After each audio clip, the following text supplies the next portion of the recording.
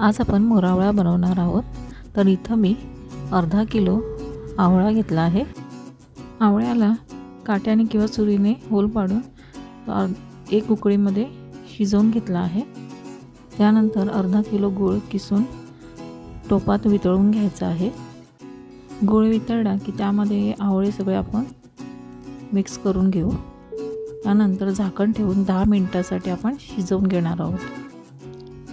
आवळ्यामुळे गुळाचा पाक पातळ झाला तर तो एक दाटसर होईपर्यंत आपण आणखीन 15 मिनिटं शिजवून घेणार आहोत। पाक दाटसर झाला। मोरावळा बनवताना यात दालचिनीचा तुकडा, 2 लवंगा आणि आलं किसून यामध्ये घातला आहे। मोरावळा आपण पाणी न घालताच बनवला आहे, त्यामुळे हा वर्षभर छान टिकतो। मोरावळ्याची रेसिपी तुम्हाला आवडली तर स्मिताज किचनला लाईक, शेअर आणि सबस्क्राईब करा।